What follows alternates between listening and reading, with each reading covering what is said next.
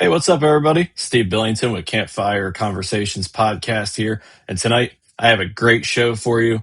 Going to have the legend Marty Hughes on here with me. Real quick, before we get to the show, I just want to let you guys know this podcast is presented by Trash Panda Decals. If you're a kayak angler and you fish events or you just want to show off your brand, you need a tin tag from Trash Panda Decals. It's the best on the market. They're fantastic. Check them out at tintags.com. You can also find me on Facebook at Trash Panda Decals. So without further ado, we're going to get our friend Marty on here. Hey, Marty, welcome to the show. Howdy. It's weird to see you on that side of my screen. Oh, yeah. Normally when I'm on a podcast with you, it's yours and I'm on the other side. Yeah, either way is fine. How's it going tonight, man? Great. Went fishing.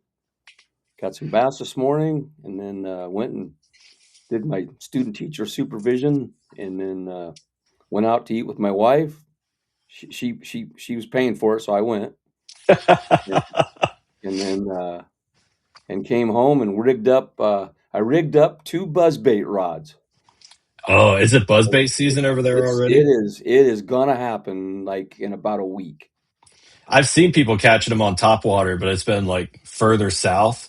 Mhm. But like today, that wind is blowing like crazy, and I couldn't go fishing. But all I could think is this is chatterbait weather. But Yeah, I didn't think about yeah, topwater. this morning I had an Evo tungsten on Z-Man, and I told you in the green room there, I literally caught 7 bass in about 6 minutes. Yeah, that was crazy. Like, what did you say the times were again? Do you have them 8. handy still? Yeah, I can tell you. Yeah, 8. I went out. It was cold. It was like 43 degrees, and my first fish was at 8:30. I got on the water like at 8:25, I think. I don't know. And 8:30. Then it was 8:30, 8:33, 8:34, 8:38, 8:39, 8:40, 8:42, 8:46, 8:55. That's unreal. That's the time that I took the picture on the Yeah. board, you know. But, I'm going to be thinking about that when I'm at Lake of the Ozarks on the 21st over the course of like 8 hours or however long it is when I've got 2 fish. I'm like, Marty knocked out more than a limit in a couple of minutes. I just like the tugs. I just like to get them tugs, you know. My favorite thing though is going to whatever lake I go to around here, and then you try to figure it out. Like this morning, it was a textbook deal where the sun was shining on that shoreline and the wind was blowing out of the north, of course. And I just figured that's got to be the warmest spot in the lake. And the day before, the wind blew hard into there. And so the bluegills were all over in there. And so I figured, sure enough, them bass were there and they were feeding like mad. So when you look and you see the sun on the bank, because this is how it works for me, and I don't know what I'm doing. So I love the conversations with you because I always learn stuff. So if I go out in the morning and I've got sun on one bank and shade on another, I don't really tend to look at what the wind is doing. I'll just go fish where the sun is. Mhm. Do you find did you assume that was the warmest spot because the sun was on it? Or is it a combination of like the sun and the way the wind's going? That's a good question because it depends. For instance, so like I looked at the day before, it blew really, really hard into that shoreline there yesterday. Well, they're not going to move that fast, but at the same time, that sun on that particular lake, the sun was just beaming on that shoreline. And I just figured they had to be there. And then what I did after that is I went to where the wind was blowing on the south timberline, and they were on the back side of it, and I pulled 3 out of there. And so there's a combination of things. So you have I look at the wind basically first. Where's it blowing into? Now, if you've got a really large lake and you got a big protected cove that's warm out of the north wind, there's going to be big fish in there. But I never thought to look at what the wind was doing the day before. I usually get to the lake and then I just kind of look around, see what the wind's doing. I never thought about looking at the day before. I mean, it stirs up stuff because you can look on your sonar, it's just really like, there's a lot of debris in your screen. Yep. All that's that churning up of that water, plankton, and everything else in there. And then the fish, like I look for little blobs in there when I'm scanning across, and sometimes I don't have sonar, but most time now I do with that Striker 4. But if the wind, so what I like yesterday, I went to where the wind was wind was blowing out of the west yesterday, so I went to a point that was on the east side, Hmm. and they were just crappie were just loaded up there, and so I caught a 61 crappie, I think. And then what I did is I dead sticked a thick stick and a Nico rig, and sure enough, there the back I had a line screamer take my line, and I didn't get him, but I did get a couple 16s in there stuff. But wind, sun, the northern shorelines are usually the best this time of year because the sun's shining on those. But we're like it's going to get warm here pretty quick, so. So when you see a bank like that or a point that's got all those crappie on it, Mhm. do you assume that there's just bass in there with the crappie? Because a lot of the time, maybe it's just because I get tired of catching the crappie, and I Mhm. feel like the bass aren't there because the crappie aren't there.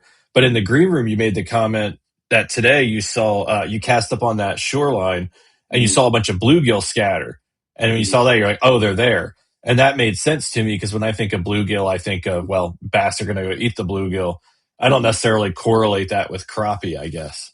Well, they eat crappie, but the lake, it depends the lake you're on, because if it's a shad lake, they're all feeding on the shad, at some point. But Right. lakes that I've been on in southeast Nebraska, there's no shad and there's crappie and bluegill, and I guarantee you them bass just eat them like they're snacks. Hmm. But the bass are laying low. I just go across and they're laying on the bottom, or they're floaters, out there.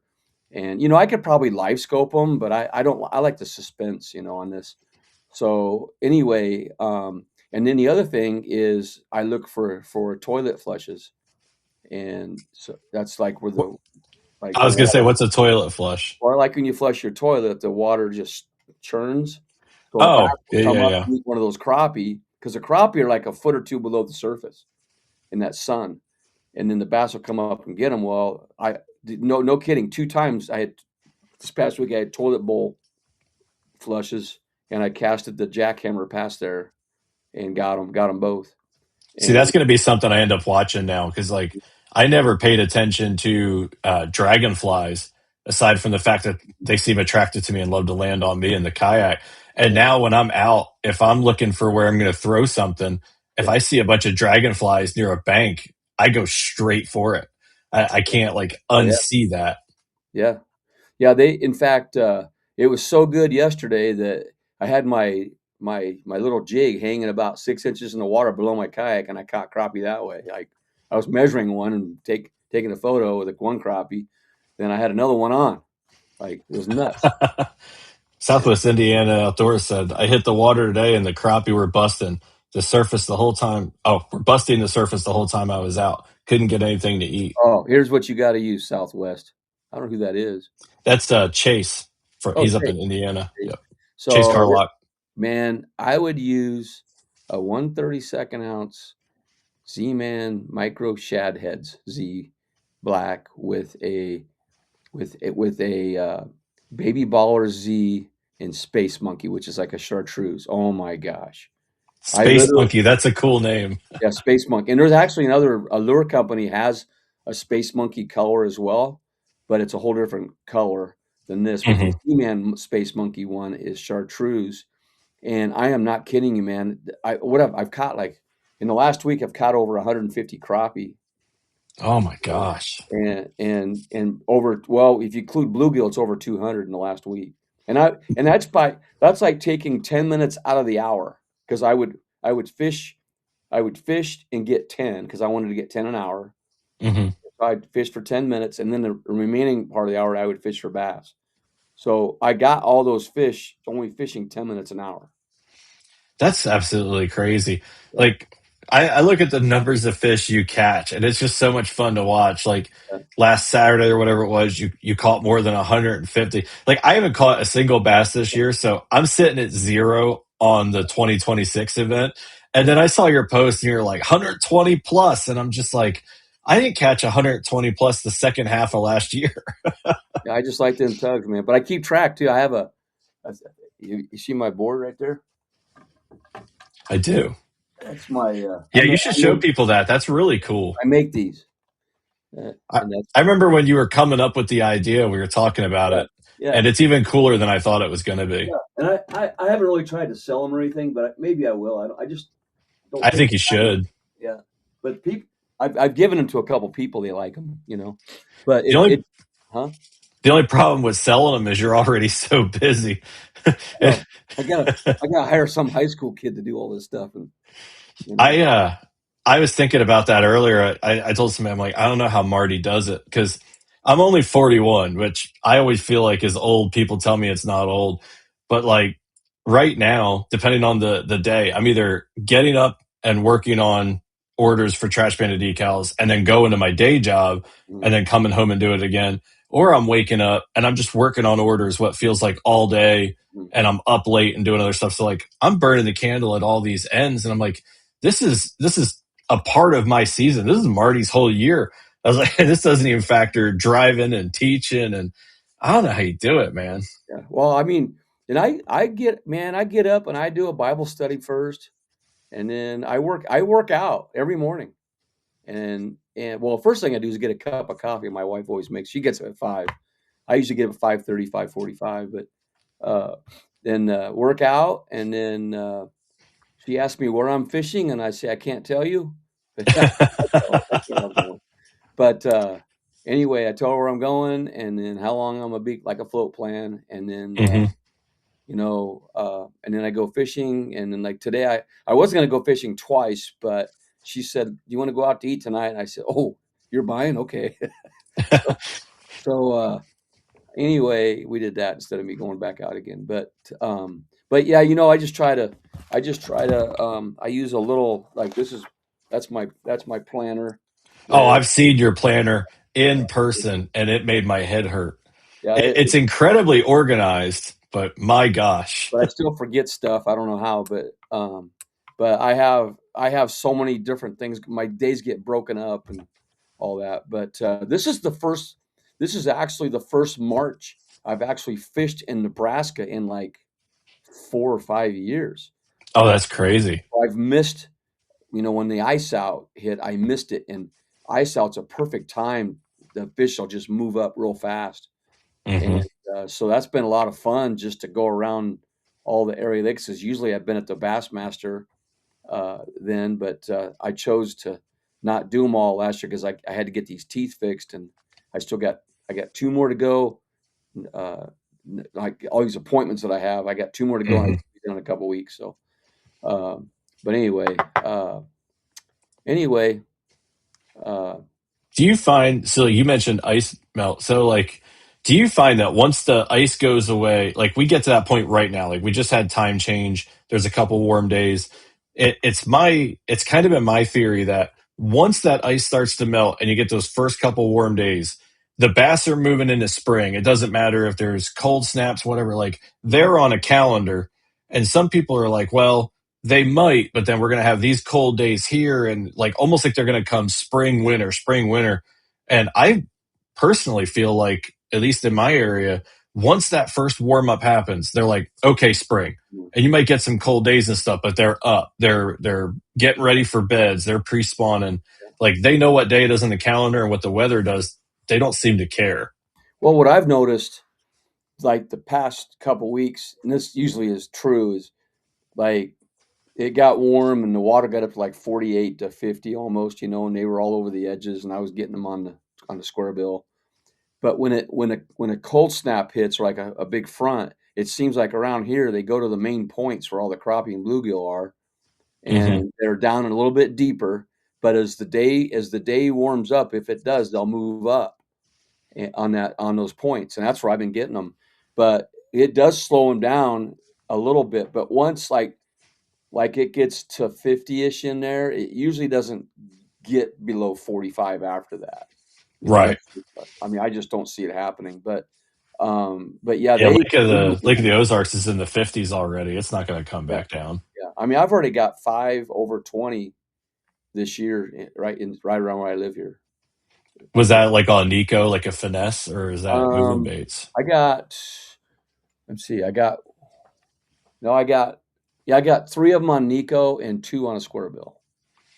See, I have got to find the trick with the Nico because I know it's a phenomenal bait, but I swear when I try to use that thing, I get hung up more than anything else. And Oh I know man, it's me. It's not the Nico because it doesn't seem to matter if it's lake, river, what lake yeah, it is. I hang that thing up a lot.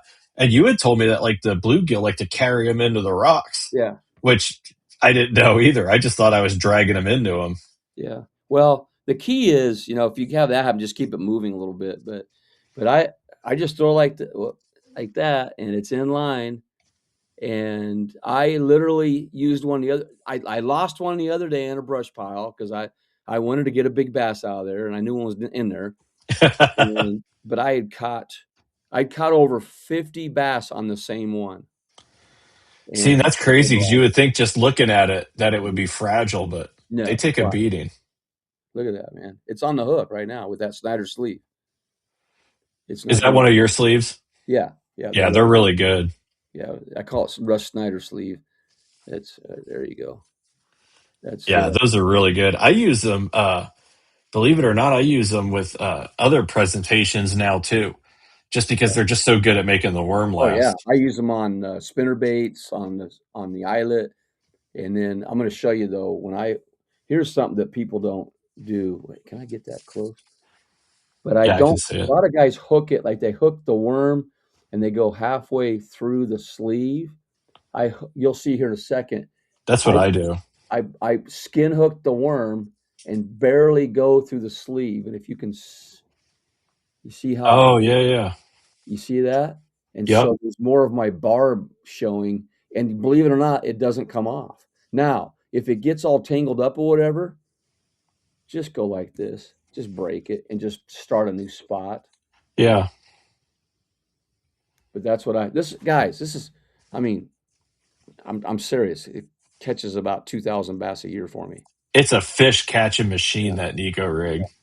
Nico or Neko means cat in Japanese. Notice the shape of this is like a cat that's getting ready to, surprise something. Huh? That's why they call it that.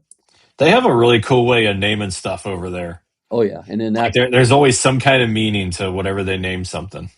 and then there's the head that I make right there. That's Yes. dragonfly. Here's a Yeah, that's a good color. show and tell here, but that's one of my heads there. We just sold out of I have a whole bunch made of the 1/16th, but I got another few thousand coming in because the orders keep coming in, man. It's like, but and then the other thing I've been catching them on is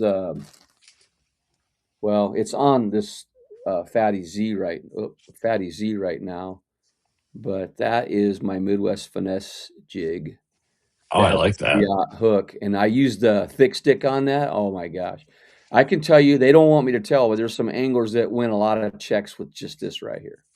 Oh, I believe it. That's one of the things I like the most about you that I don't see in bass fishing a lot anymore is you don't uh you don't really keep any of it close to the vest. You're like, here's what I use, here's how I use it. Yeah. You'll take it, teach somebody how to use it, and so many people are like, oh no, I can't show this. It's like my secret bait, and I mean, nothing in bass fishing is really a secret. And even No. if you know what somebody's throwing, you still got to go catch them.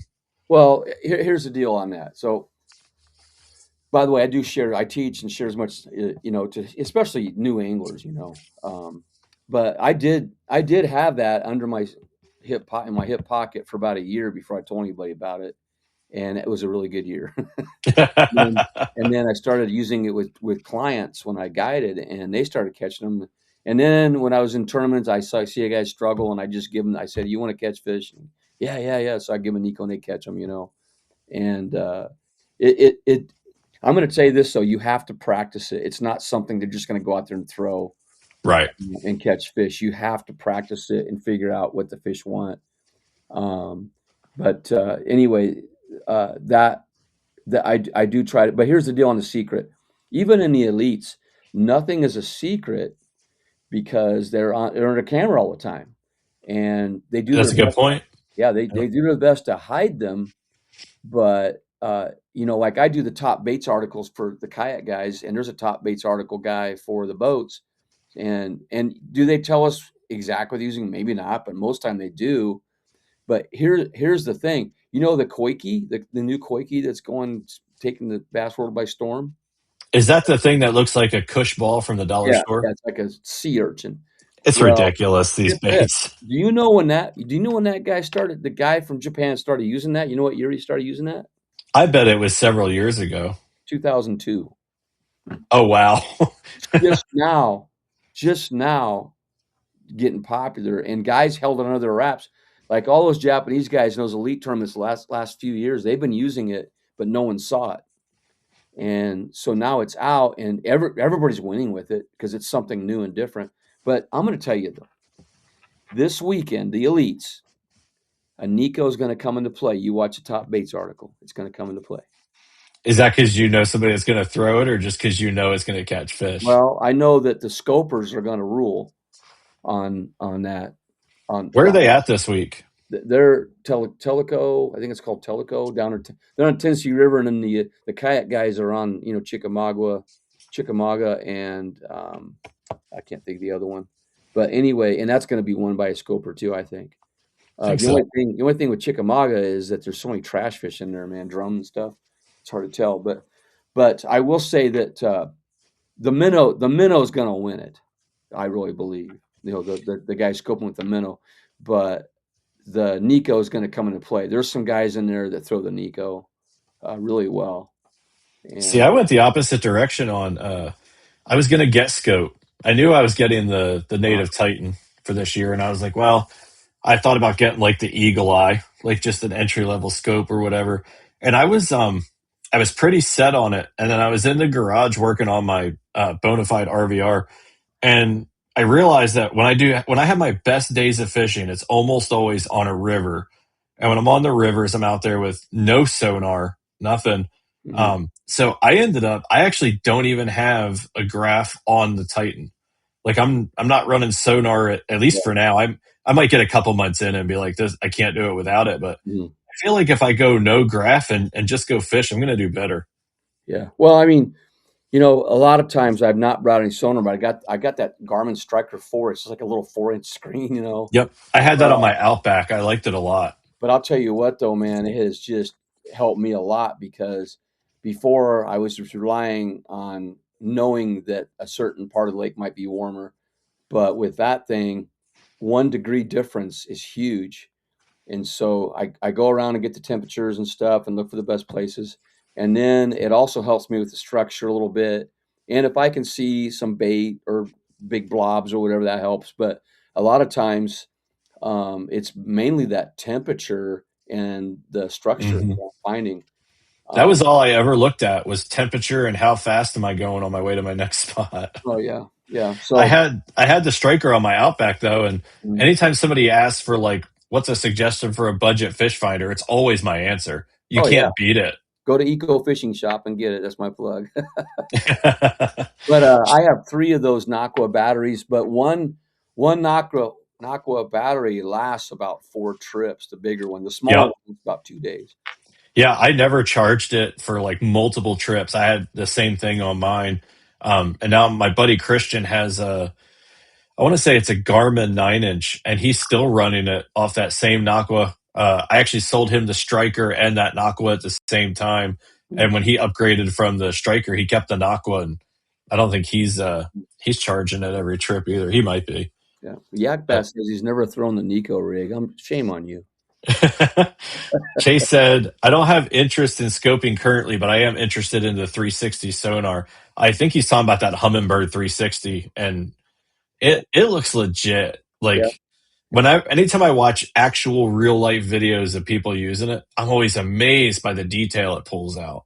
Mhm. But it's same problem. I think I would be happier with that kind of sonar or a live or something if I bought it and then paid someone to take me out for a day Mhm. where we weren't even necessarily fishing, just show me how to use it because I don't know what I'm looking at half the time when I look at a graph. Yeah, I think with kayak fishing, though, scoping is so much harder than a boat because you're moving so much, and you can't keep your beam on stuff there. You know what I mean? Where in a Hmm. boat, they can constantly do that. It's not going to move near as fast. So I don't. I know there's guys that are winning using the scope a little bit, but it's not going to be. I don't think it's ever going to be a predominant factor. Except I think 360 can though. You know, but I don't know. I just think that we get to so many places that have big fish that boats can't get to. I think that that's a plus. You know. Well, I think we're at a place like I know. I'm pretty sure they already have it in boats that walleye guys use it. So I assume kayaks could do it or will do it soon, where they have the live sonar and they find something and then they target lock it Mm. and the Oh, sonar just stays on it. oh, I So see. Yeah. in a kayak, if you were able to, it's almost like the movie Top Gun, where they Yeah. acquire lock and then the missile follows them. Like Yeah. if you could do that with a kayak, and then your motor and your live are just keeping you facing it, Mhm. I think that would help a ton. But I I just don't like know, man. I like the suspense, though, man. I just love the suspense of catching a fish.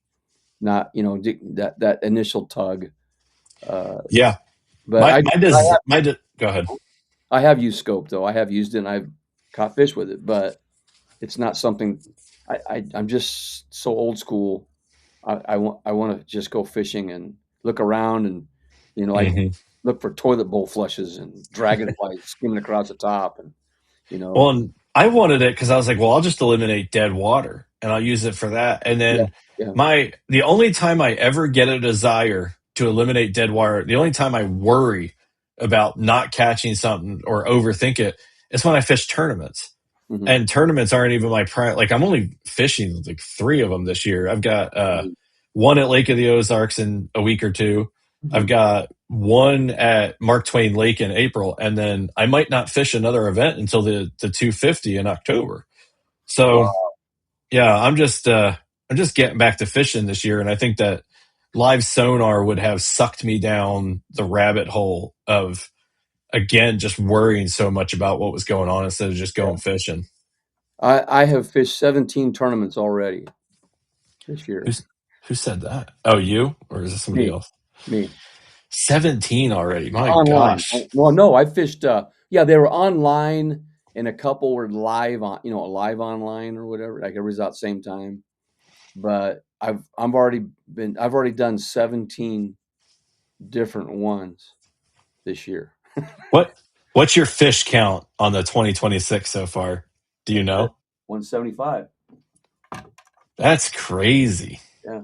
And I looked on the board today and there, Clayton Westgate, he made it last year. He's in Kansas, but I made it to ninth today, and the top seven are all from south of wherever. Wait, so Yeah, that's usually how it goes this time of year on that event. I'm ready for Uh, KAS. Oh, yeah, I'm fishing four of them. which ones are you fishing? I don't know.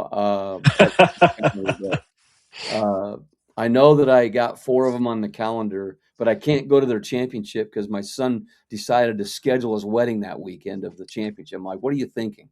Oh, how dare him! Yeah. I So, when I we didn't plan the wedding around fishing. I will be very clear about that. My bride was very clear about that.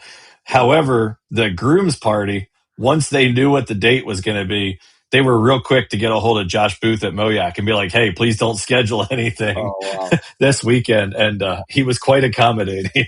Yeah. No, I don't dare say anything, especially my wife. She'd get all mad if I Well, said, so that pulls me into like so I only wrote like a few questions, like a okay. general theme, because you have a lot of knowledge that can No, go.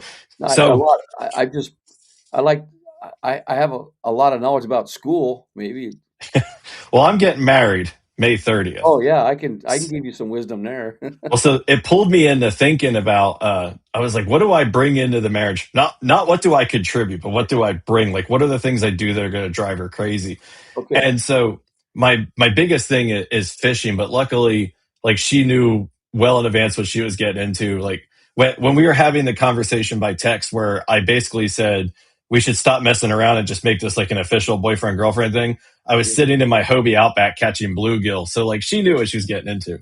Oh yeah. But so I wonder, because you travel and fish a lot, Uh-huh. so like is there anything that you do, like a specific thing you do before you leave and when you get back? Like I heard somebody say that before they leave, they cook like 7 days worth of meals that all their wife has to do is heat up for her and the kids. And then another guy was like, when I get home, I never sleep in. Like that morning, I'm up early, I take care of the kids.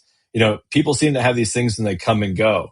It's like, do you have something that you do that helps you keep from making your wife crazy when you leave or come back? Well, I gotta go. I gotta say one thing that I don't do is load the dishwasher because I always get it wrong, and I don't empty it either unless it's like a little things or whatever. But I don't empty it because here's the deal: have you seen our tackle boxes, people? Yeah. Nothing's ever in order, and so when I No, pick up no, my it's not. dishwasher, it's all over the place. And she's like, "No, this goes here, and this goes here." I should have her fill my tackle boxes because everything would be perfect. But that's the one thing that I don't do is the dishwasher thing, but I'll help rinse them off and stuff, like. But no, for that, I mean, I pray with her and kiss her goodbye and see ya, and then when I get back, I mow the lawn because it's long. In fact, our conversations on the phone are, "Hey, Diane, how's the lawn? Is it getting long?"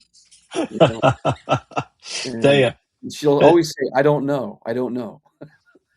John, I did not propose to Kelly over a text message. We went out on our first date. We hung out a couple times, and then we were not like an official boyfriend girlfriend thing. And I'm old school, so I told her in a text message something to the extent of we should stop farting around Yeah. and make this like an official thing. But I, Well, I did not propose over text. that's pretty cool. Yeah, I do want to say though that my wife is so busy too that she's not home. I mean, I'm basically a crock pot husband most of the time because That's how I feel. Kelly's always busier than I am, yeah, and her job is way more demanding. And she yeah. doesn't cook. Like I'm the cook in the Oh relationship. yeah. So when she tells people that she's the husband, Huh. I just laugh. But there's some reality to that. Like, Yeah. No, my wife, she cook, man, she loves to cook, so I'm not going to argue. And she no, likes to cook, and then I very rarely. I mean, I make my own meals a lot of times 'cause she's gone, a lot, but because she's gone from 7 until like 8 or 8:30 at night, sometimes 9 on the weekdays. oh wow, that's a good time for you to go fishing then. Oh yeah, she doesn't miss me. I mean, Yeah. she's fine. When you guys got to get where did when you Uh, guys got together, were you already kayak fishing? Like, did you bring that no, in with you? no, I fished a little bit then, but mostly ran. I was mostly running at that point, and playing softball and basketball and all that stuff. But I did fish a little bit, but no, probably right when we moved to Binkelman, probably in our 5th year of our marriage. And then reason why I did it was just go exercise, but then I started getting into it, and then I started taking our kids.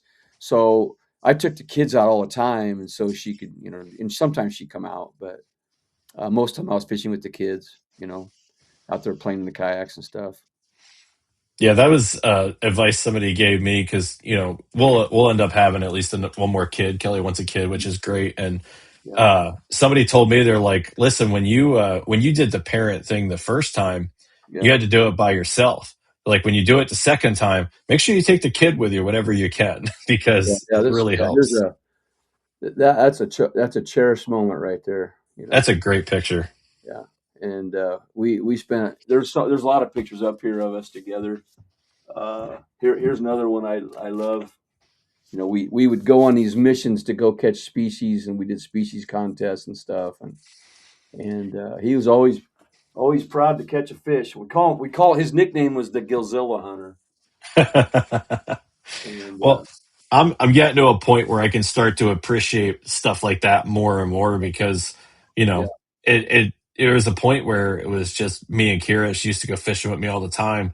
And then she got her own kayak. and she started doing that with me. Mhm. And then there was all of a sudden there was a trip that was like the last time it happened, and you don't know it's the last time. Mhm. Mhm. And now she's at the age where she wants to hang out with boys and stuff. She says she doesn't, but Yeah. it's not dad's not as cool as he used to be. Yeah, it's like here's one that we did it says recycled fish on there. That's my old rig. I still got it. And what we did is we fished a 24-hour tournament. You had to catch as many fish as you could, and we won it. It was a nationwide tournament, and we got a guided trip with Brian Snowden on Table Rock Lake and his boat. He was a pro. He was like one of the top 10 in the world then. That's And pretty. then, yeah, and they gave us $1,000. And so my wife, we all got to go to Branson and have a nice little vacation. Yeah, see, fishing, you brought it in like the fifth year of the marriage, but the obsession has really worked out Yeah. in your favor, Oh and, yeah. and Yeah. that helps a I'm beyond ton. obsessed. But it's like the movie Forrest. Is it what is it called? Forrest Gump? Is that it? The one with Jenny and the shrimping boat. The Bubble Gump shrimp. I'm like Yeah, Bubble Gump shrimp, but with a kayak fishing. Yak Bass said I worked on Table Rock Lake today. What were you working on Wow, out there? I've actually never been to Table Rock. you haven't? No, something always every time that the trail is going there, something comes up, and I don't suggest couple getaways where one Mhm. of the primary things is fishing. So I just haven't taken a run out there. It's a pretty big commitment. I think it take me longer to get to Table Rock than it would take me to get to you. I think Oh it's like yeah, that's a long six ways for six or you. a half hours. Yeah, Yeah, it's a pretty good haul. I actually won a MOYAC event on there back in the day, 2019, I think. It Oh, was no kidding. it was during COVID, and Chad Hoover was there because we had a KBF. We had a KBF that same weekend, and I won them both. I won the KBF and that, and on day one, on day two, I got last. That was pretty cool to have KBF and Moyak there at the same Yeah, time. it was. We all stayed at this one. It was like it was like a Airbnb. I was Airbnb or what? I remember Joshua Booth was there. Chad was. We had a good time, but we couldn't have the award ceremony. So Nate Glory and I went to this hangout, this bar or whatever, and hung outside because it was so smoky inside. We hung outside and got a phone call and said, "Hey, you won." And, Yeah, and that whole couldn't get together thing, it was so wild. Like, I yeah, think the craziest thing I saw during COVID is I went to go fish at a river that I like, and there's a dam nearby, and it's operated by the Corps, and like I didn't think anything of it. I drove down there, and when I turned in, the gates were closed, and there huh, was a sign on there, and it said fishing access closed due to COVID. And I huh, was like, we're closing the outdoors now. So, I mean, I parked out, walked right around the gates, and I went fishing, which is not what you're supposed to do. But wow. at that point in COVID, I was so fed up. I'm like, you can't go anywhere. I'm like, if I can't go outside, I don't know what to tell you. Like, I got to go fishing. Yeah, I was going nuts that time. Yeah, I get it. Yeah, it was So, craziness. all right. So, what? All right. So, like, when I started kayak fishing, it was 1992, Wow. which seems like a lifetime ago. But what year was it when you started? Because I don't think I know. There's like a few people I know that have been doing it for like forever, which is like you, Uh-huh. D. Um, God help me, I can't remember his name from out in California. Jim You had Salmon, a Spike. Spike. That's who I was thinking of. Yeah. There's a couple of you that were doing it way back when, and I mean, I had no clue. I was just a kid out fishing. Yeah. I just 1997 or 98 that school year. It was I didn't know anybody else did it. I just went out. I was just paddling a kayak and just brought my pole with me one day. It wasn't like Yeah, I never saw anybody kayak fishing. And then I after I tried it, then I got on the internet and looked around, and that's how I found Dennis Spike and Jim Salmons and Chad Hoover, D. Kaminsky, Slow Ride Thompson down there in Texas, and then I met a guy from Florida uh, that had a kayak shop, and he had a Wilderness 135 ride for sale, and I bought it for $1,000. see, I And wish I would have thought, like, I was all over the internet at that age. Like, I mhm, can remember like when eBay became a thing, and it was like an interesting age of like the internet went from like these text only message boards to something else overnight, but it Yeah. never even occurred to me to look for people that were kayak fishing. Yeah, actually, I was one of the first 5,000 people on eBay. Did you know that? That's pretty cool. It started out with Pez containers, and then they went to trade. See, I was a big trading card guy, collected sports cards and stuff, and so I Hmm. would sell them on there and buy them on there, and it would take like 15 minutes to load one back then because it was all that dial-up stuff. But Yeah. anyway, that's where I bought my first kayak was on eBay, and it was like $265 on See, eBay. you were doing way better stuff with the internet at that same time than I Well, was. Cause like Well, I ended up, I had a wholesale business back then. I had a store. I owned a oh, store that helps. called Instant Replay Sports, and we sold our sports cards there and all kinds of sports equipment and stuff.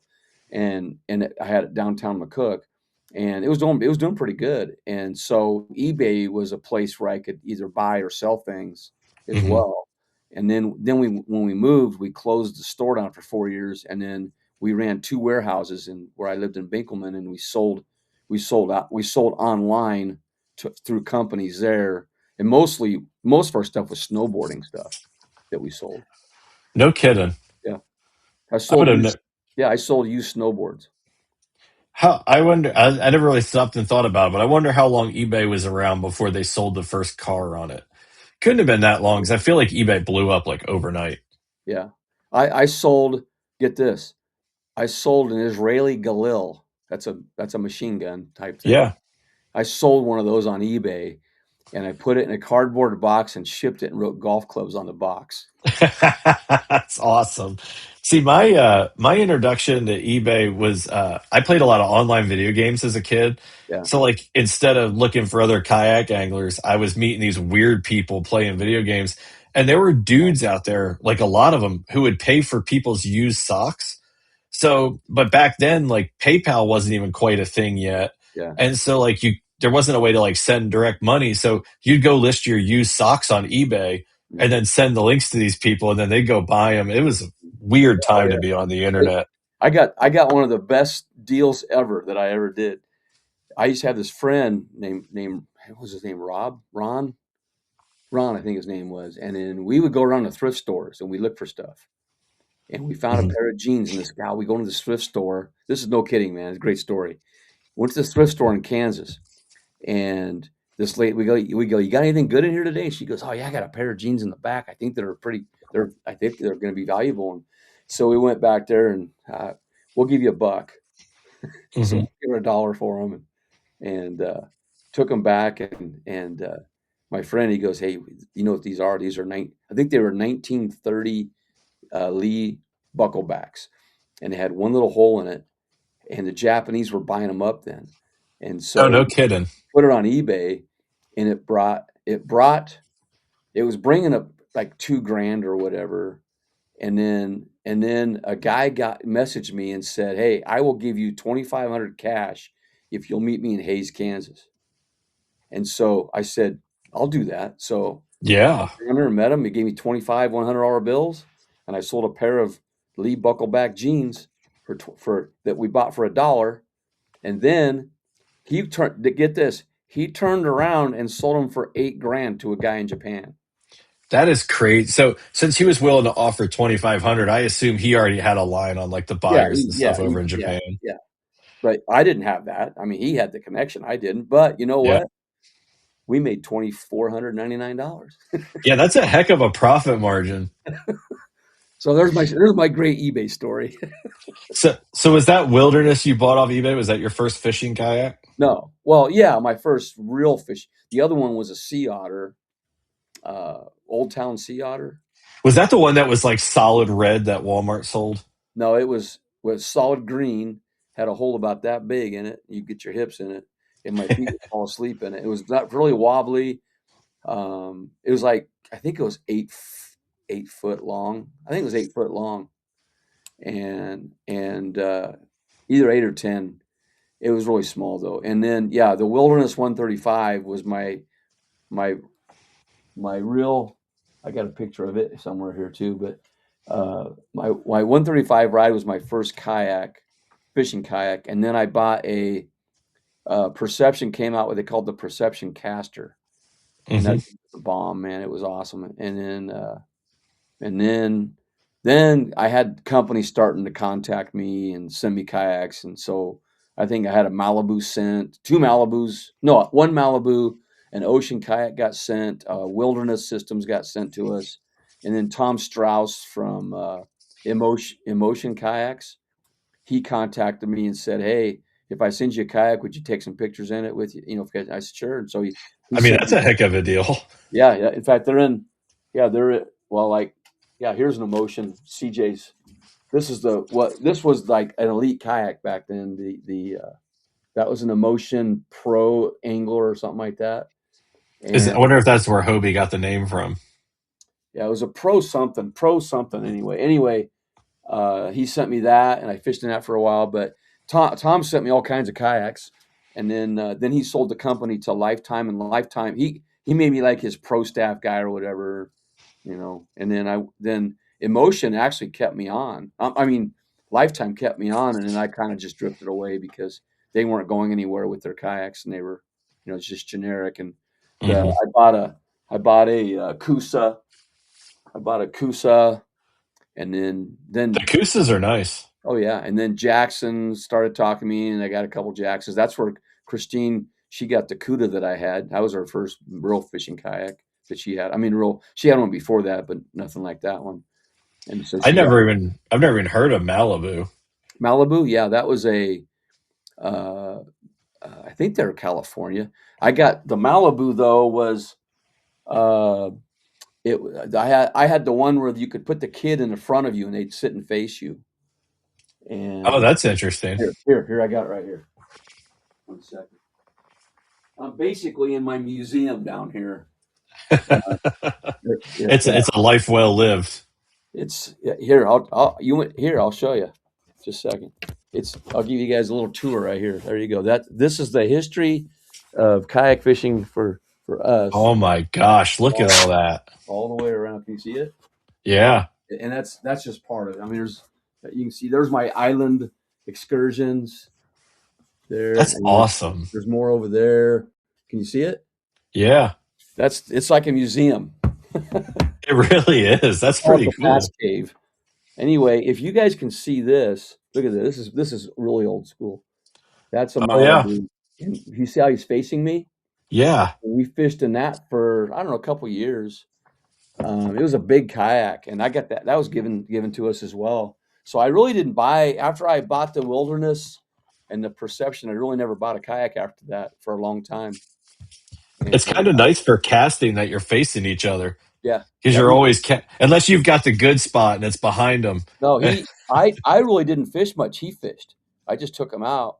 And even in those tournaments that we put on, like I was telling somebody here a couple weeks ago on the podcast, I started a tournament in 2004 and usually had a couple live ones a year and never fished them. I never fished until 2013 is my first tournament. And so I put them on for 9 years and never fished them. Man, that's a real labor of love to do the tournament director thing.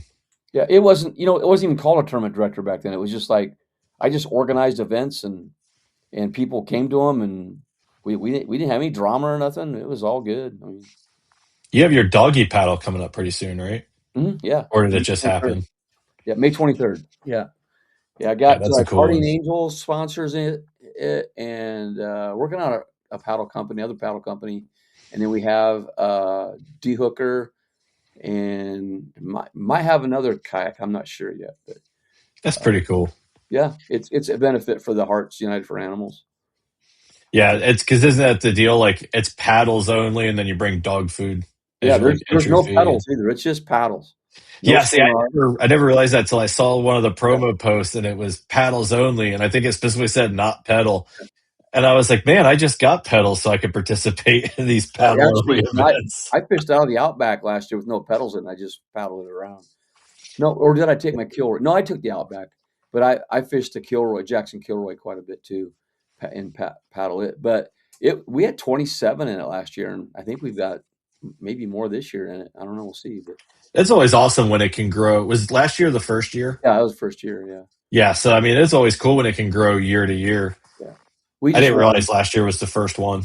yeah, we just wanted to do something for the Hearts United for Animals bring awareness, because they have a ranch about 4 miles north of town here, and they have about 200 and some odd dogs out there uh, that people can walk. I volunteer there and walk a And dog. how huge for them to have like 20 plus bags of dog food walk in the door, Oh yeah, there was like a pickup load, man. And then one of the anglers gave him $1,000 check that day. That's awesome. And I'm sure you get people that bring more than one bag too.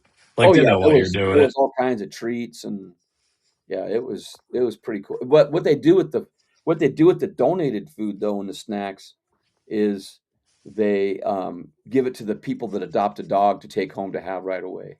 Oh, that's cool. Yeah, because they have Make it a plenty. lot easier to transition them home. Yeah, because that saves them cost on that when they do that. So anyway, talking about dogs now. So was it there was a trip I was so jealous of. Was it last year you went? I want to say it was called, was it Otter Lodge? Is that what it was called? Sea Otter Lodge. Yeah, yeah. Yeah. Was that what are those lakes called? Uh what are the lakes that are up there by the Boundary Waters? Is that where you were? No, I was in the ocean. Okay, I couldn't remember like Yeah, where. I just, it we looks were so off of cool. British Columbia. See, I'm not good Yeah, at geography, so when I we're saw talking. British geography, I just assumed it was the Boundary Waters. What's that island out there off British Columbia? There's an island out there. Oh And God, you're asking the wrong person. uh, I don't know if anyway, I could point to British Columbia on a map. I just but know it's Canada. it's south of Alaska and north of Seattle. I can tell you that. Okay, Yeah, I get the idea. yeah. And we were in the ocean, and there was islands all around there. It was beyond epic, just beyond epic. Yeah, and It you had some great names and stuff there with you too. Like it seemed like it was just a great group of people that they put together. Yeah, it was they did it to bring they because this was the first lodge anywhere up there that was going to offer kayak fishing trips or kayak fishing rentals or whatever you want to call it, or guided. I'm Nobody surprised else. that's the first time. Yeah, they're the only ones that I know of that are doing that. And so what they did is they got a bunch of companies to help promote it and stuff. And so then they asked me to come up and just do some photo shoot stuff with them as well, and just kind of hang out. And so the food. Oh my gosh, yeah, we had like this world class chef that made all the food for us along with their family, and just it was a different world, whole different world. Yeah, it's like being on a different planet. It looked Yeah, like. yeah, and it was Jurassic Park for fish. Some of the fish we caught looked like Jurassic Park stuff. You know. Yeah, I see some of the stuff that like I watch like episodes of Meat Eater when they're up in Alaska and stuff. Uh-huh. They catch just some weird looking fish and Yeah, with no context at all. You would think you're looking at another planet. yeah, yeah. It was quite the deal. It was pretty fun though. It was fun. Is there a is there a dream trip that's like on your bucket list for fishing that you haven't got to do yet? Yeah, Costa Rica. I think is that where Robert Fields does all Yeah, that yeah. I'd like stuff to go at? with him. In fact, I'd like to go with him. Um, I Yeah, just he like motherships him and stuff. He's got a good deal. He mhm, actually just posted something. I assume he's in Costa Rica, but I saw a post from him on like mhm, Instagram or Facebook where they've got all these rooftop tents on top of a metal platform and mhm. all their stuff under it, and they're off the grid for like a week or two. And Yeah, that dude just has some really cool adventures. yeah, yeah. He's got it going. But I actually was a guy named Ralph Solano many years ago. I was going to go visit him, and I never did. And now I can't get a hold of him. But I have several outfitters that are always contacting me down there from down there. But I just don't know how safe it is. That's the only thing. You know, I don't want to get in any kind of trouble when I'm down there. But I want to go with somebody that I maybe know, like a Robert Field. Yeah, somebody reputable and Yeah. stuff. So yeah, that's my dream trip. I think right now, uh, the Caribbean. I went last December with my wife. That was kind of fun. But we've gone to Dominican Republic. That was fun too. And I've been to Susquehanna. That was an epic trip. But those New York big smallies up there, that'd be an epic trip too. And then the other epic, believe it or not, one of my most epic trips was on the Mississippi River way up north, way St. Cloud, Minnesota. Oh, that's way up there. Yeah, I mean, that. So imagine catching a big smallie, and you got 6 other ones chasing it in as you bring it to kayak, and That's crazy. you got moving water there. It was kind of treacherous in a way, but just giant, giant smallies in the river and just fun to catch. I've actually never fished the Mississippi. I have Oh, multiple places right here by me that I can access it yeah, um, pretty easily, in all honesty. But yeah, I don't know. I'm what I would call an incredibly experienced river kayak angler. mhm, But something about that river, it's like I want to go out kayak fishing on that river with somebody who has the experience of mhm, kayak fishing on the river. But yeah, most people don't, because most people look at it and they're like, I'm not going out there. yeah, And my comfort threshold, like if this is safe and this is sketchy, my comfort threshold is like way up here. Like for mm. the people listening in audio, it's way above the sketchy scale. And something about that river just makes me so nervous. And Yeah, every year I say I'm going to go do it in like an yeah, eddy or something like that, and I haven't done it yet. Maybe this is the year. yeah. I mean, so I look at it, I just, and like right now I'm just kind of fishing local stuff, but and the kayak, the Kansas and Nebraska. I like fishing Nebraska ones because I just love Nebraska, and plan on doing I'm going to do that 10 down in Gunnersville. We go there in May after the All American, right after the All American. So that'll be Yeah, I'm fun. going to miss the All American this year, unfortunately. Hmm. I didn't make the cutoff this year. I was Oh, slacking a little, and it's like I almost had to accept it because I won't make the cutoff for next year because I'm not fishing enough events. But I do love that lake, and that's such a great event. yeah, it's fun. Maybe I'll get franchise tagged one of these years There you go. by one of the clubs. Maybe they'll give me their freebie spot and be like, "Come on down." There you go. Just catch all you can here. Everybody made it. Well, not I guess if everybody said they were going to go, they wouldn't have. But I think we had 15 on that list that wanted to go. So that's Okay. on the catch all you can series. Yeah, I didn't rank high enough on that one either. I don't think. I Yeah, was I was you weren't I want there. to say it was like 30 or something like that. No, I'm talking about the live one we did here. Oh. Yeah, no, I wasn't there for that one. I But got invited out to Kansas for to go fish an event at the strip pits, which I had never even heard of. yeah, yeah, that's a And good one. Yeah. well, and they invited me in the green room before the event, and I was like, "Oh, I wouldn't make it." I'm already fishing one in April. And then as they were talking about the event, I just kind of glanced up my calendar, like thinking maybe. Yeah. But theirs is on the same day as Mark Twain Lake, which is my Oh, local one, yeah, and you want to do that? Yeah, I'm going to that. yeah, I'm going to that one, that Mind Land one. That'll be fun. on the 11th of April. I think so. Yeah. Yeah, that should be a great event. See, yeah, I'm going there. That's going to be a good one. They said that there's like, just countless strip pits that you can go Mhm. fish. And Yeah, that's pretty, whenever you can spread out the field like that, it's pretty cool. yeah, Everybody's not on top of each other playing bumper boats. right, right. So what I, else? you mentioned the Susky, man. That's one of my biggest regrets is that I was never a bass angler and I grew up right by the Susky. And Man, now I'm all the way over here in Missouri, obsessed with smallmouth fishing. yeah, And I spent the first 19 years of my life right by the Susky. wow. Yeah, I've been there twice now, and that was epic. Really, really epic there. I think next year that's on my list. I want to make it out to that. Yeah, it's fun.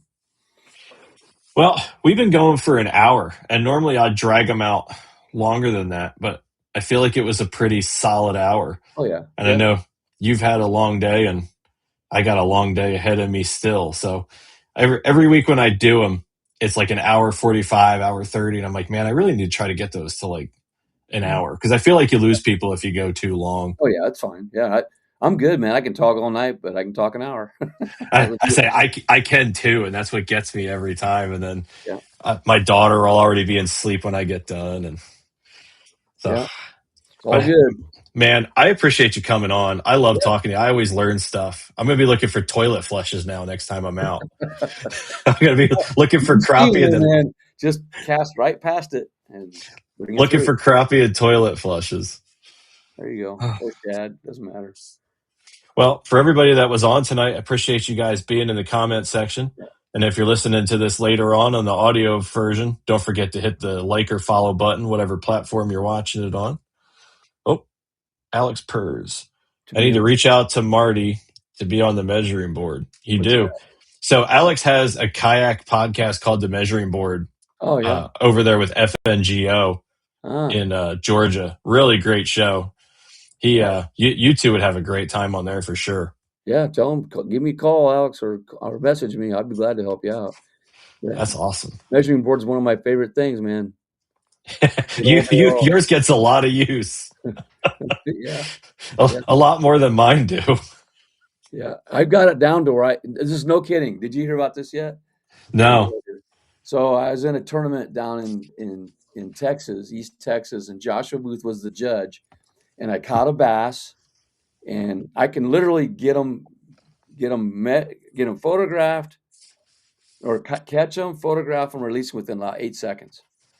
And so I did that, and then I caught another one, and it was within a minute that I entered it. And so Josh texted me and says, "Hey man, you got two of the same fish." I said, "No, I don't. That's two different fish." He goes, "There's no way you caught that in a minute." So I showed him. Later on, I showed him too, and he couldn't believe. At first, he didn't believe me. Now he does, because I mean, I can literally get two submitted within a minute.